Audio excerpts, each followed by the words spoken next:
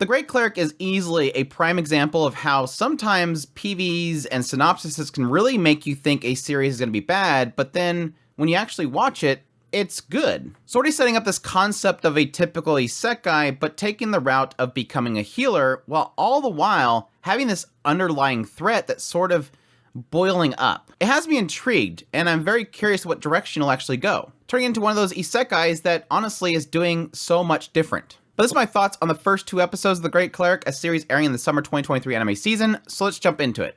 The Great Cleric opens up like most isekais, where you have a guy who's typically a salaryman. At some point, something tragic happens. This case, he gets shot by some random dude that fell over as a police officer was chasing him because he stole his gun. But then this being, this divine being, says, oh my gosh, I'm gonna give you a second chance. Throws him into this new world of magic and dragons and all this kind of stuff. Presets his race and age, but allows him to choose everything else for himself. At which point, being a salaryman, he figures, hey, the best option here is become a healer. I'm not too keen on confronting a monster, and this will allow me to kind of be in the back lines and secure myself work. He acquires being a healer and also gains monster luck, whatever that means. He eventually starts to see this monster luck as like a being that is always granting him great things. Well, he heads over to the nearest town, which he later finds out is sort of the headquarters for the Healers Guild. And very quickly, he's getting a sense that people see healers different than anybody else. While everybody else is having to pay a toll to get into the town, they just let him right by. He ends up meeting Lumina, who is actually the captain of the church's female paladin regimen. And he's brought into the Healers Guild, where he quickly kind of fumbles through trying to kind of cover up the fact that he's an isekai. Oh, I don't remember the village that I came from, but I'm the only healer from there, and I'm looking to become a healer. It seems like they're going out of their way to kind of welcome him in, even though they're kind of frustrated by the fact that he seems kind of dumb. It's kind of one of those rare cases of an isekai where they're trying to be honest, but everybody around them's like,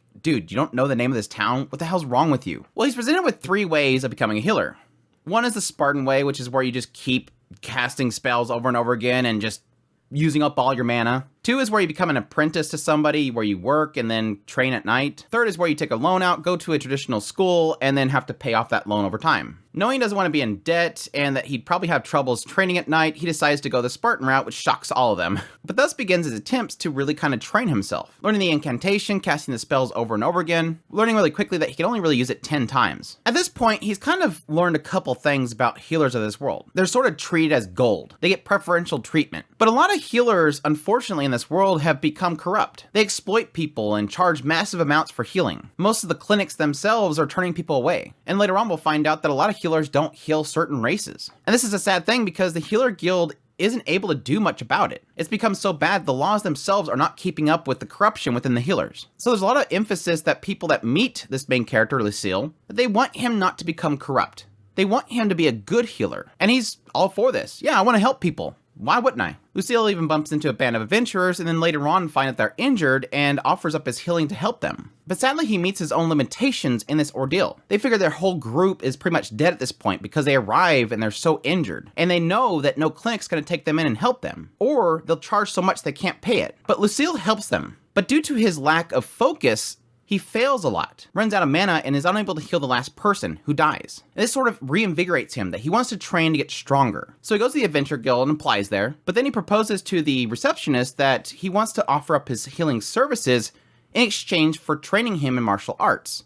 To which, yes, Broad, who is like seemingly the leader of the Adventure Guild, takes him up on the offer and starts to train him in martial arts. And while he's training with Broad, every now and then adventurers would be sent down to them requiring healing, and then he'd heal them. And this really kind of hits Broad. Once again, somebody else seeing that Lucille is willing to heal anybody and hopes that he never becomes corrupt, asking him that no matter what race, he'll offer his healing. To which, yes, again, he agrees. What would be the problem with that? And Broad's kind of confused by the fact that he's even training in martial arts because most healers, yes, they're not in the front lines, they're not fighting or anything, they just stand back and just heal and make money. But from Lucille's perspective, he's like, well, if I get in front of a monster, I don't want to die. Lucille's hope overall is that he will die of old age rather than die from anything else in this new world. And that's pretty much where we wrap up the second episode of The Great Cleric. Now, first and foremost, like I said, first impressions coming into the show beforehand was like this PV and the key arts were just kind of giving me a vibe of, I don't know, something like the Fruit of Evolution. Like I just had zero desire even to turn on this show because of how off-putting it was. But thankfully, after firing up the first episode,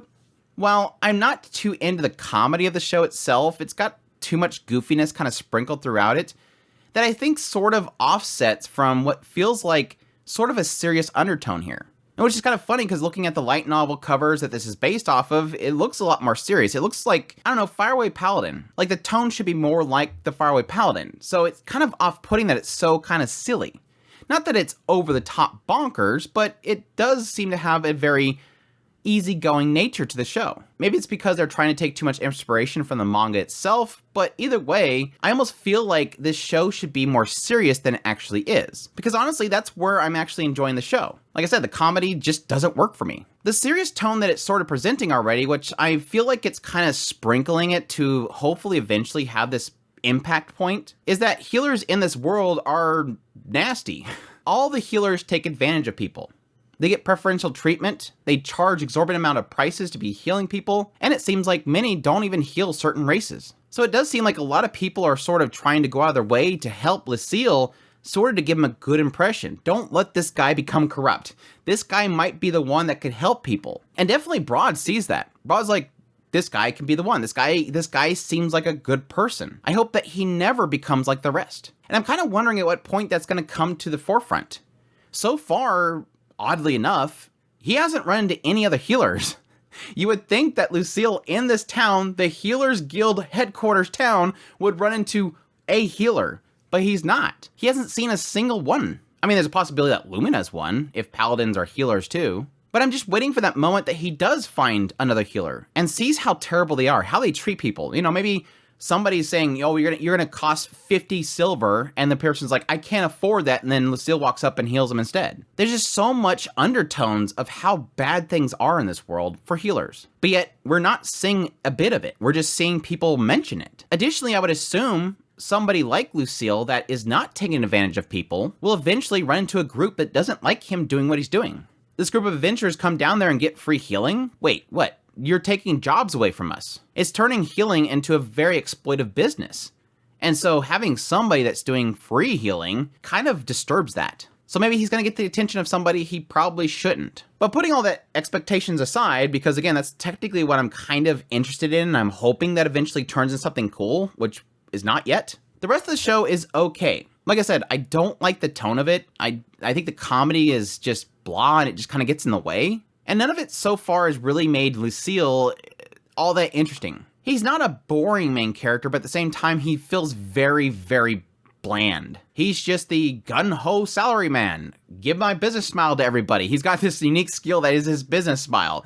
Obviously bowing his head to people over and over and over and over again in the previous world. He's doing that here, and that technically works out for him, which is sort of funny. Whenever he runs into a situation where things are kind of going downhill, he just throws on the business smile and everybody kind of goes, oh, okay, that makes sense. What I did get a kick out of was the aspect of whenever he does kind of blurt out stupid things in this world, like, what is the name of this town? He sort of gets looks like, are you stupid? Like, it's that whole aspect of why don't you expect this in most other isekais? It's like, wait. How dumb are you? This is like literally the pinnacle town for healers. Why would you not know the name of it? He's playing off as being a country bumpkin, and that doesn't really work well with a lot of people. But I think the biggest weakness this show has had so far is that besides Lucille, I'm not really getting the other characters. I mean, yes, Broad, I think, is the most developed out of all of them. He seems like a very good guy. He likes the idea of Lucille being there because he kind of wants to help bring down the mortality rate of his adventurers. They keep coming in here and they're bleeding out and dying. I want to fix that. I don't want to lose these people.